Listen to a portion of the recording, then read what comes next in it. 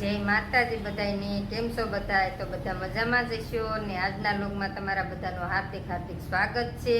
તો આજે આપણે થોડાક હાબુ બાકી છે તો એ બનાવી લઈએ આપણે, એટલે એ એક કામ આપણે પતી જાય. ડવના હાબુ આપણે બનાવી નાખ્યા છે ને મુલતાની માટીના હાબુ આપણે બને છે.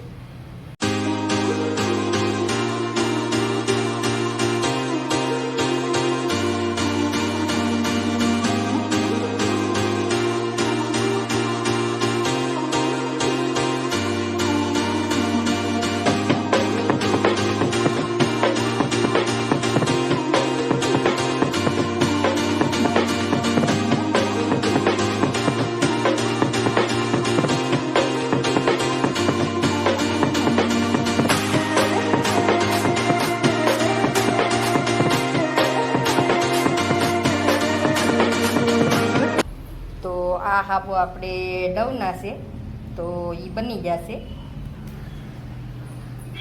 ને મુલતાની માટીના હાબુ આપણે બને છે. તો એ આપણે એમાં તો આપણે આ પાવડર છે મુલતાની માટીનો, તો એ આપણે નાખવાનો છે એમાં. તો આપણે ઓરિજિનલ વસ્તુ જ આપણે નાખીને હાબુ બનાવીએ છીએ બધાય, કેમ કે આપણે એકલા કેમિકલના હાબુ આપણે નથી બનાવતા. તો મુલતાની માટીના હાબુ હોય તો એમાં આપણે આ માટી નાખીએ છીએ ને લીમડાના ને એલોવેરાના હોય તો ઓરિજિનલ આપણે લીમડો ને એલોવેરા નાખીએ છીએ. તો લીંબુના હાબુ હોય તો એમાં આપણે લીંબુ નાખીએ છીએ. તો આપણે હાબુ આપણે ઓરિજિનલ જ બનાવીએ છીએ. તો જો એનો પેજ આપણે ઓગળે છે, પેજ આપણે એનો ઓગળી જાય તો પછી આપણે આ પાવડર આગળ આપણે ઘોળીને એમાં નાખવાનો છે ને પછી એના આપણે હાબુ બનાવી લેવાના છે.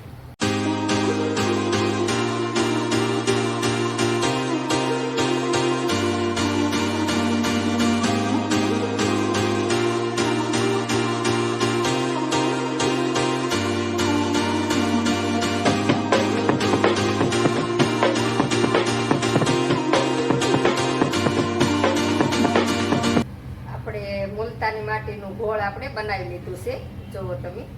તો હવે આને આપણે પેજમાં નાખવાનું છે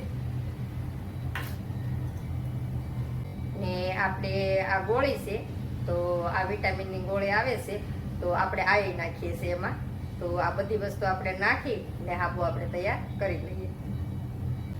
હવે આપણે હાબુનું પેસ્ટ તૈયાર થઈ ગયો છે તો હવે આપણે હાબુ બનાવવાના છે. તો જો આપણે આમાં મુલતાની માટી નાખી દીધી છે ને આપણો પેજ તૈયાર થઈ ગયો છે. તો આ રીતનો આપણો પેજ બની ને તૈયાર થઈ ગયો છે. તો હવે આપણે આને મોળમાં નાખી દેવાનું છે ને કલાક રહેવા દેવું એટલે આપણે હાબુ બનીને તૈયાર થઈ જાય.